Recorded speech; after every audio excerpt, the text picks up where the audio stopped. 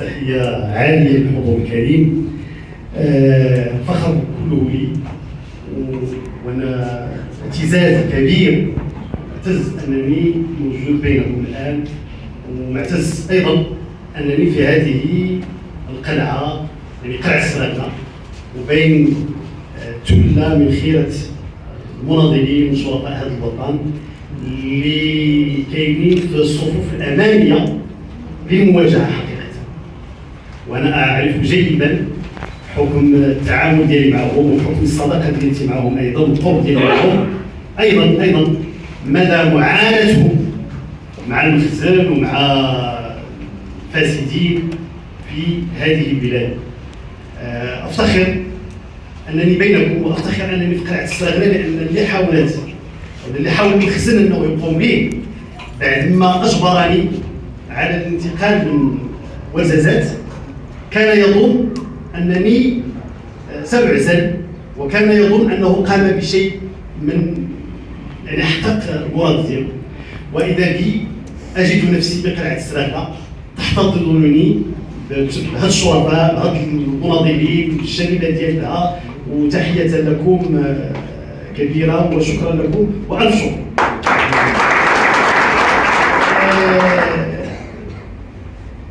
ملي تفرح عليا مساله ديال النقاش، يعني ديال انني نشارك في هذه الندوه حول القضايا المجتمعيه الراهنه، صراحه حاولت واحد شويه ديال التفكير اشنا هي القضايا المجتمعيه الراهنه اللي نطرحوها. هذا هو السؤال اللي طرحوه عليا الخبز بالنسبه لهذه اللقاء، يعني العنوان نقاشات حول القضايا المجتمعيه الراهنه. وبالتالي بتفكر ما الذي يشكل راهنيه بالنسبه الينا؟ اشنا هي القضيه الان اللي اساسيه بالنسبه للمجال؟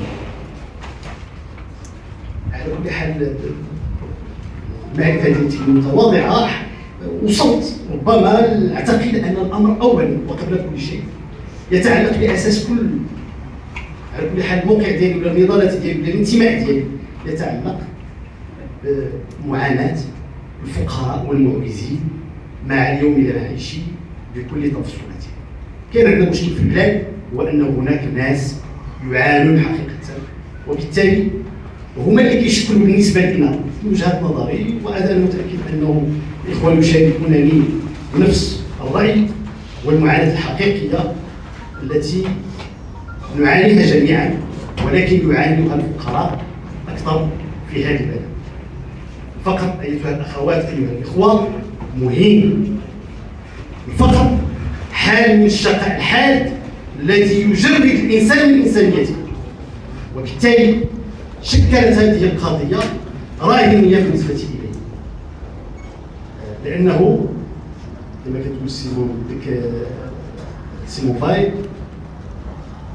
الفقير يشعر الفقير المسحوق وحده بالنية، لذا ليس بوسعنا ان نفهم هذه المعاناه ولا ان نشعر بها ما لم نقف فعلا الى جانب المضطهدين.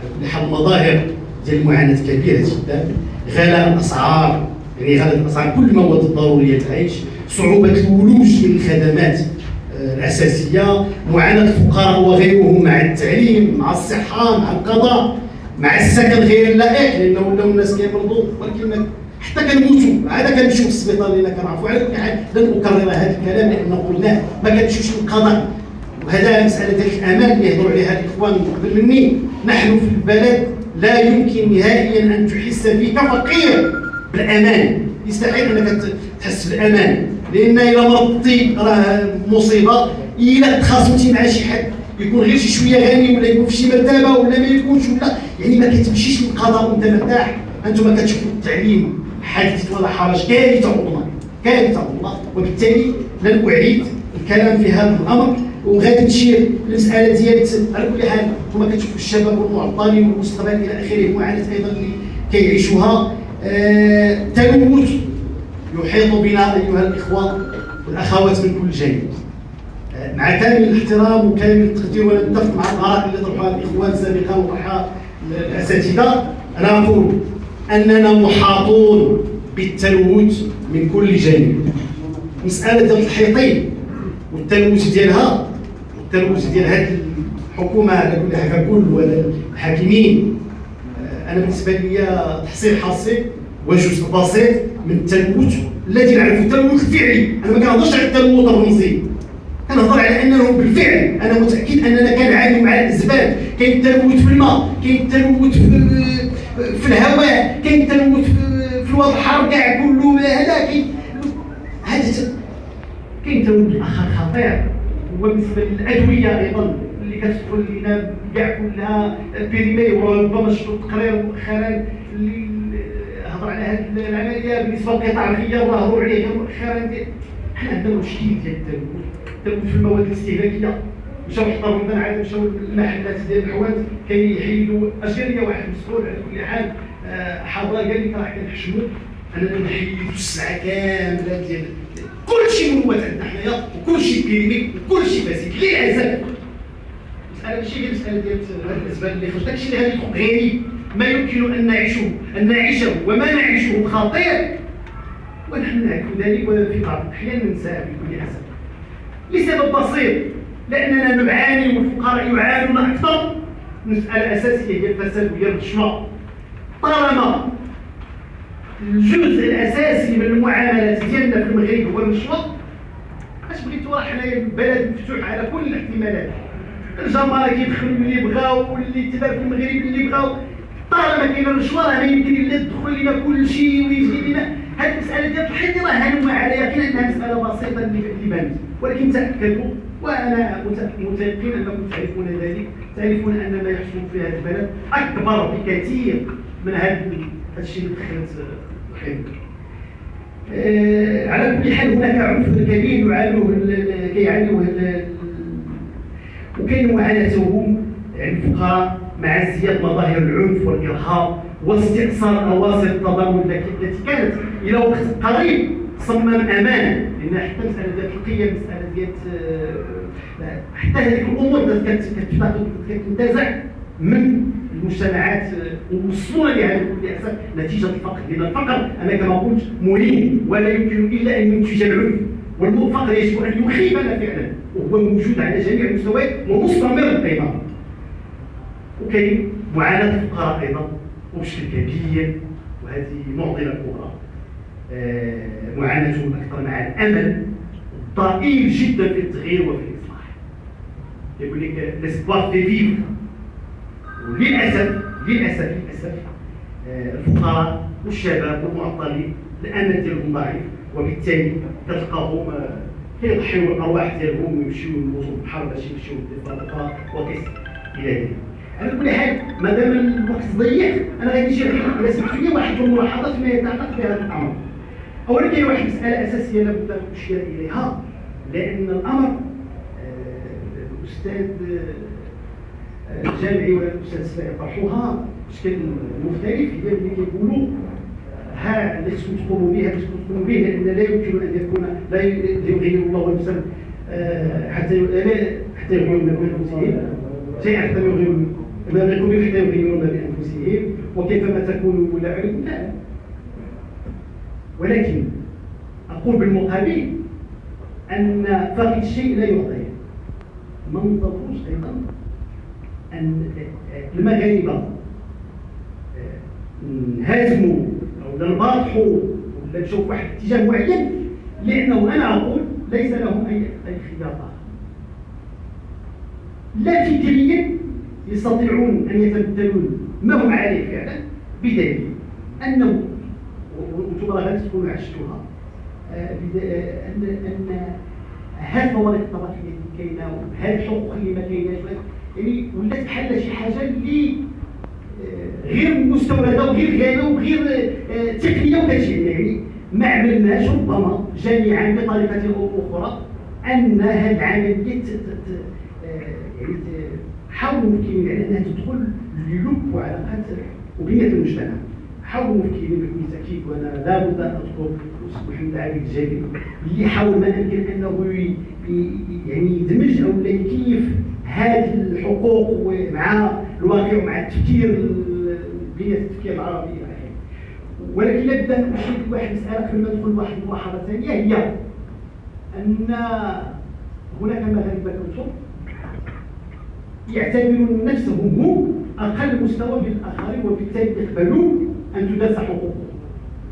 غير كذا نشير انه جميع الحقوق ايتها الاخوات ايها الاخوه الاساس ديالها الفكري والاساس ديالها الفلسفي مرتبط بواحد النقطه اللي مرتبطه بها هي المساواه.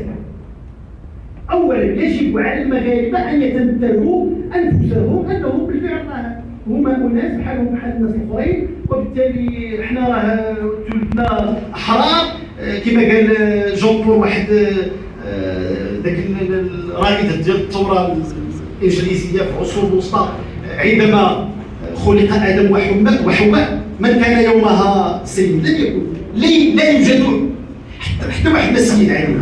وبالتالي مساله ديال اننا متساوون يجب ان تتمثل في عمق لا شعورنا ان صح هذا التعبير. علاش قلت هذه المساله؟ لان هذوك الناس اللي كيحكمونا واغنياء هذا البلد والناس اللي شادين زمام الامور يعتبروننا بالفعل اقل مستوى. عادي جدا اللي كيعتبرك شي واحد مستوى اقل وانت كتعتبرك حتى انت نفسك اقل، بطبيعه الحال ما يمكن الا ينتج قوانين اقل، يعني القوانين اللي خصها الحقوق اقل، وبالتالي غادي يدير واحد القوانين اللي ما غاديش تعطيك الحقوق اللي كتعطيه.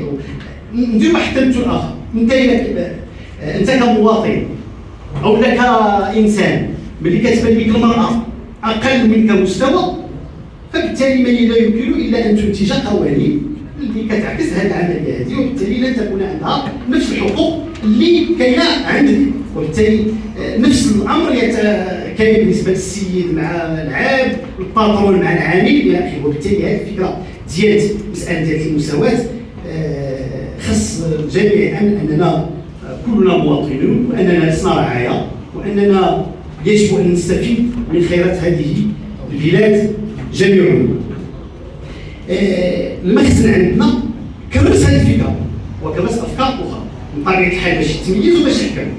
وهو هذه المساله ماشي جات فيها الفكر، هو اولا مساله معقده مركبه وكاين تاريخ وكاين الحكم وكاين، لان حنا عندنا في التاريخ العربي والادب السلطانيه لان هذا الشيء اللي واقع الان هو نتاج، وحتى التفكير ديال المغاربه هو نتاج ديال هذاك الشيء اللي علمونا في المدرسه، هذاك الشيء اللي علمونا في التلفزيون، هذاك الشيء اللي كيقولوا لنا. التاريخ العربي والادب السلطانيه كاين امثله متعدده اش كتقول. انا نعطيكم شي جوج ولا ثلاثه ديال الامثله وغادي تشوفوا المقارنه وكيفاش تكرست عندنا واحد الفكره ديال اللامساواه. الحاكم يعلو على عامه، يعني الحاكم اللي كيعلو على عامه الناس يحكم بامر مباشر من الله. هذه عمليه ديال نظريه الحق الالهي على كل حال، هذا نقاش اخر. اي انه يستمد سلطته من الله مباشره، فما من مستبد سياسي الا ويتخذ له صفه قدسيه يشارك بها الله، كما يقول عبد الرحمن الكواتبي في كتابه الرائع فضائع الاستبداد ومصالح الاستعباد. وانا ادعو اللي ما قراش يقرا، لان من ضمن الاسس ديال اللي كنا كنقراو اللي خص يعاودوا يرجعوا لها الناس، وذلك حتى يرتفع عن طريق الحال الحاكم عن باقي البشر ولا يتساوى معه. كاين في التاريخ العربي عبد الملك، نعطي مثال الوليد بن عبد الملك استفسر ذات مرة في عجل: أيمكن للخليفة أن يحاسب؟ لأنه خليفة ما خصوش يتحاسب. وهذا السؤال عن الحساب ديال الله تاع كامل الحساب ديال أنه يحاسبوا الناس، يعني مسألة تتجاوز ماشي كيهضروا ويتحدثوا عن الحساب. وهذا الشيء كاين في الكتاب ديال تاريخ الخلفاء السيوطي، كاين وعندما تولى أبوه عبد الملك بن مروان الخلافة صعد المنبر ليلقي الخطبة الدستورية التي توضح سياسته القادمة. جاء فيها: والله لا يأمرني أحد بتقوى الله بعد مقامي هذا إلا ضربت عنقه ثم نزل. عندما ابنه يزيد أتى ب40 شيخا فشهدوا له ما على الخلفاء حساب ولا عدل. عملية الفتاوى وديال السنن غير زيادة. وغادي نختم بهذه الملاحظه اللي تعرف هذه الملاحظه بن المقفع. عرفتوا شنو عليه؟ اش وقع بن المقفع المنصور؟ لانه صيفط كتاب صغير ولكن عظيم القيمه ديال رساله الصحابه، نصح فيها الخليفه بحسن اختيار المعاونين وحسن السياسه الرعيه، وعوقب لانه تجرأ على المصور للشر ولم يعني ماشي المديح والاشاده، فقطعوا اطرافه امام عينيه قطعه حتى هلك من التعذيب. اذا مساله سياسيه وثقافيه ايضا، ولكن سياسيه. علاش انا كنقول مساله سياسيه اكثر وتقنيه اكثر؟ لان حنا كنحملوا المسؤوليه للشعب المغربي والمغاربه، واكيد هذا موضوع على كل حال غير، ولكن المجال ديال التحرك ديال المسؤولين هو انا متاكد انه سيكون، لو انه ارادوا اصلاحا سيكون اكبر من المجال ديال التحرك ديال المرؤوس. انت غير الا كنتي رئيس ديال واحد المحل معين، المجال ديال التحرك ديال سيكون اكبر بكثير، وديال الاصلاح وديال الابداع سيكون اكبر بكثير من مجال ديال التحرك ديال المرؤوس وديال اللي اقل منك. وبالتالي انا احمله مسؤوليه كبيره جدا فيما يقع.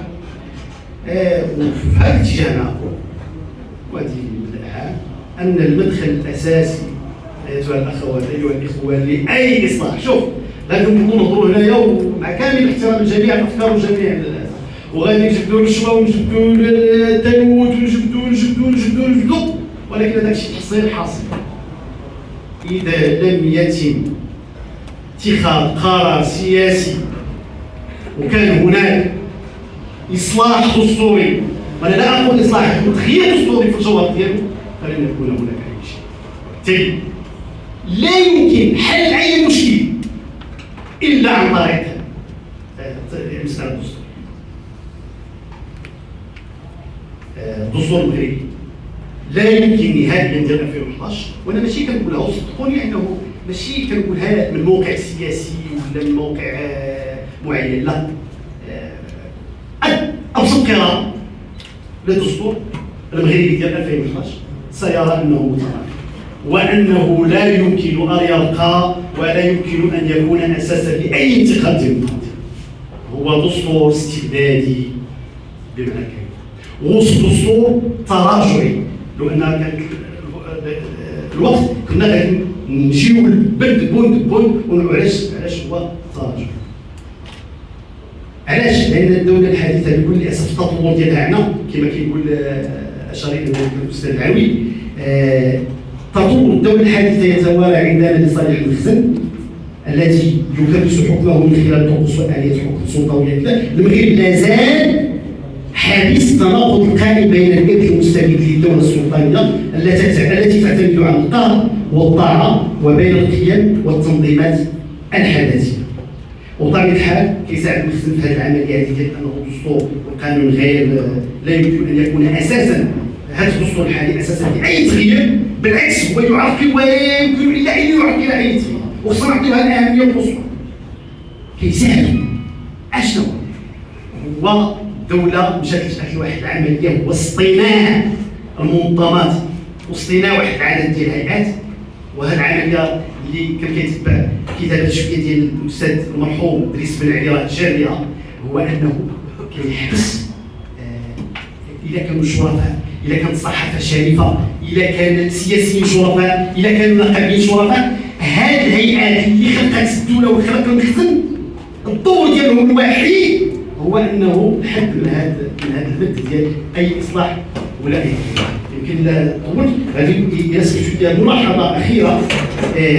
اعتقد انه اساسيا مادام انه انتم الامل، وما كنقولوهاش مجازيا، والحزب ولا النقابه ولا الجمعيه اللي ما كتامنش بالشباب، اللي ما اعتمدش بالشباب، راه بالنسبه لي حزب على كل حال ميت لا محاله، وحزب رجلي اكل عليه.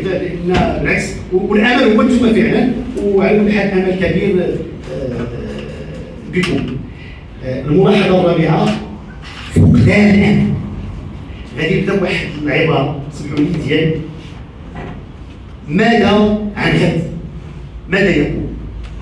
دونك دومان سوغاتيف غادي نجرب شي شويه على المجال ديال الاستاذ الجمعي.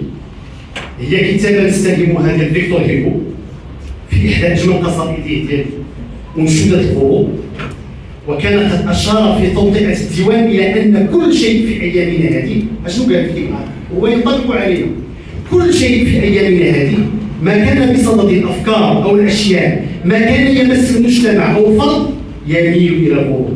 فما تكون طبيعه هذا الغروب وما الذي سوف ياتي من بعده؟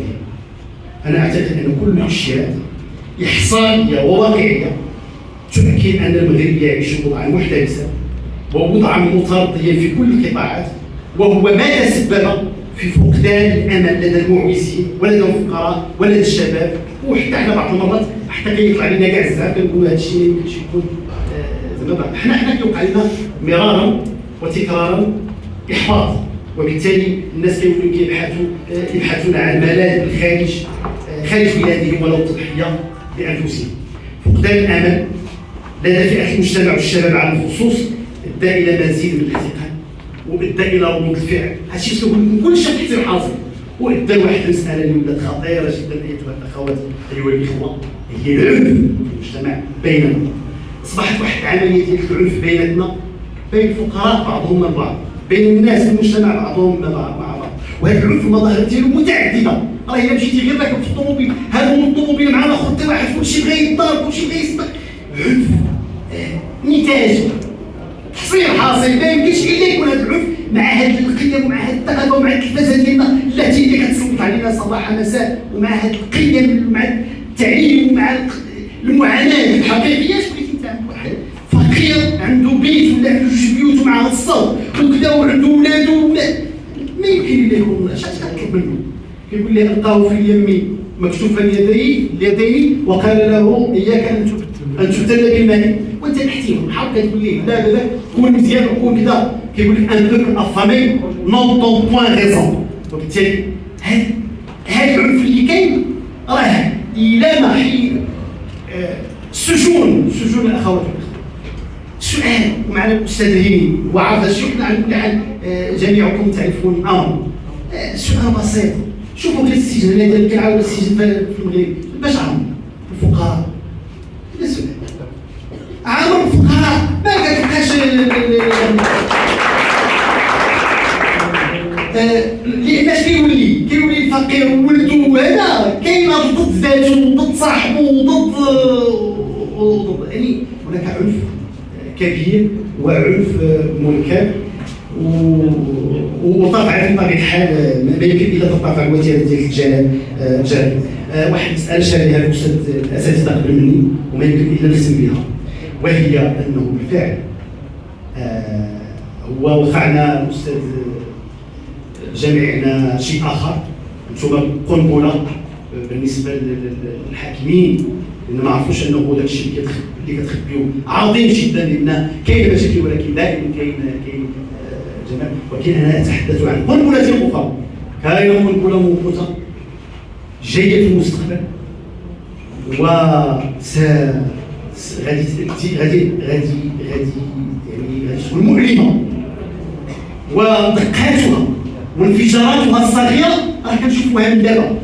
هادشي اللي كنهضروا عليها الاخوان، لان خصنا نتقلبوا، خصنا نخافوا، يجب ان نقلق على وضعنا.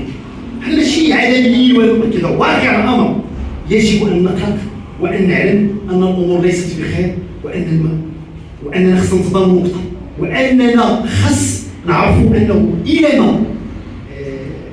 ما شديناش بيدين هذه البلاد، لانه ما تنتظروش عليه، لان هادو ناس بخير لاباس عليهم مستافدين.